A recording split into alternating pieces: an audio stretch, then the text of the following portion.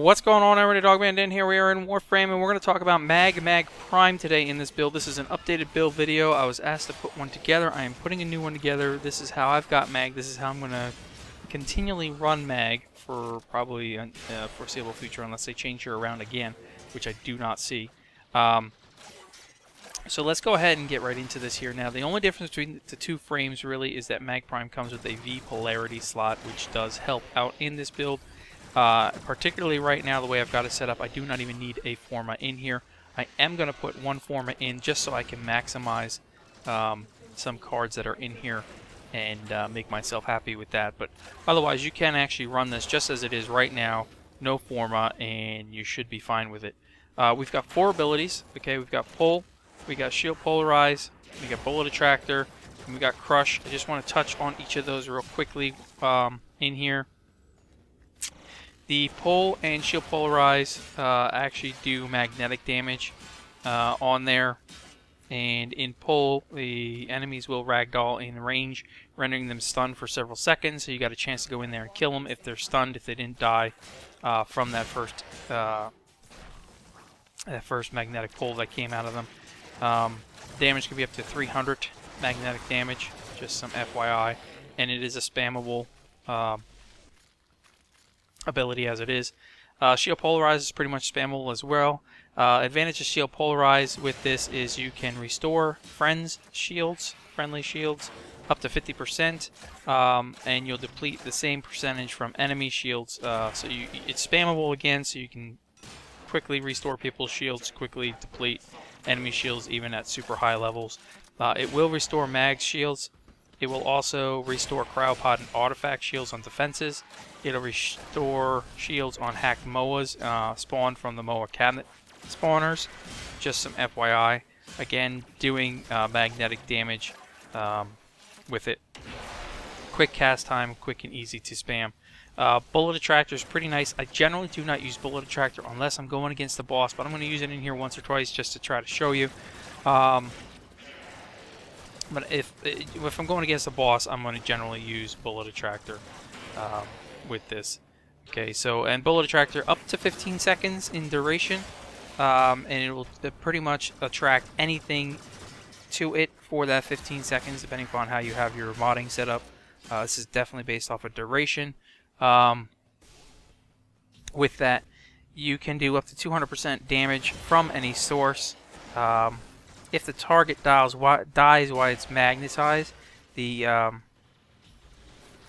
bubble will actually explode blast damage up to 15 meters at about 300 blast. So just keep that in mind. It's pretty nice.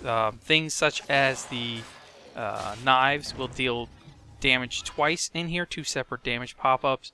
Throwing weapons like glaive and kestrel will deal damage equal to the number of bounces of the weapon to the enemy affected by the Bullet Attractor. So just keep that in mind. Really good with throwing knives, really good with throwing weapons. Okay, and then finally we got Crush. Of course, everybody knows Crush basically magnetizes the enemies and crushes them, collapsing their skeletons in their bodies. It actually deals 1,000 magnetic damage. For the most part, it will kill. If it doesn't, you can quickly kill everything with just a quick spammable pull, or even, you know, just melee them to death right away, because it does stun enemies during the animation. Okay, so moving along.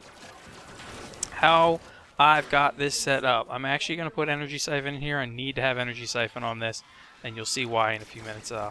Energy Siphon is my aura. You see I'm only getting a 5 out of it, but that's because I haven't excuse me, I haven't formed this slot. But it's just enough to give me enough points to set up my build. Okay, so we're going to do a standard redirection. I've got a 13, a 14. Someday I will actually get this maxed out. And that is one of those things that'll help out on all of my frames that utilizes this. I'm also going to use a max flow mod in here. Okay, flow, give me 100%, 150% max power into the frame. I'm going to put that right into the dash slot for this. Next to that, I am going to use a stretch mod, which is going to give me my 45% power range, and that is perfect for me. I don't need to use overextended in this case. I want to just use the stretch mod without getting the negative effect from the overextended mod. So we're going to keep stretching here, 45% power range, and as you can see, that's more than enough with this build as it goes. Then we're going to actually use Blind Rage. I do want to get this thing up to its max potential. At max potential, it's going to give me a 99% power increase, but it's going to have a negative 55% power efficiency. And with power, strength, and power range being the major part of mag, we need to make sure we have the power strength and the power range on here. But, of course, we need to make sure we have some kind of power efficiency to be able to manage this. So what I've done is I'm going to add a max fleeting expertise, which is 60% power efficiency and a 60% power duration loss, but that's okay. I can live with that. You know, you have to trade off somewhere in here, and since I'm not too worried about the duration, except for in Bullet Attractor, and I'm not really too worried about that, I'm going to give up that efficiency in the duration for the power efficiency that I want. Now, along with that, I'm going to add Streamline. I want to put the 30% max card on here. Give me a total of 90% in power efficiency.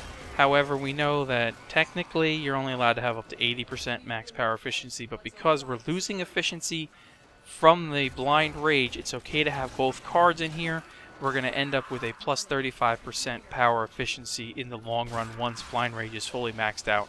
And that's going to set us up to be able to spam those abilities multiple times in this frame and pretty much run anything that we need to run. I mean, she's one of those frames that if you get used to her, you can spam and kill anything. You can solo anything.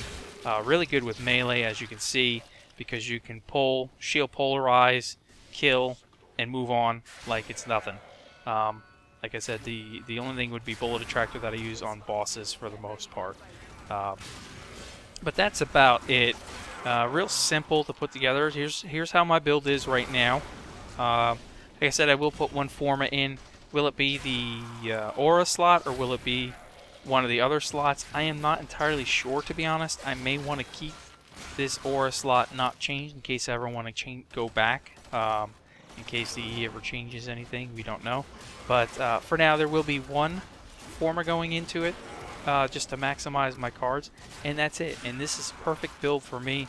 I think a lot of people will enjoy it this way. Yes, the trade-off is the duration on the Bullet Attractor, but the other abilities all require strength and range, and that is what we're pulling in on here. We've got this set up just the way it should be. So hopefully you enjoyed that. Hit that like button for me if you did. Leave any comments that you may have. Subscribe if you're not subscribed. I'll catch everybody in the next episode. Thank you for watching. We'll see you soon.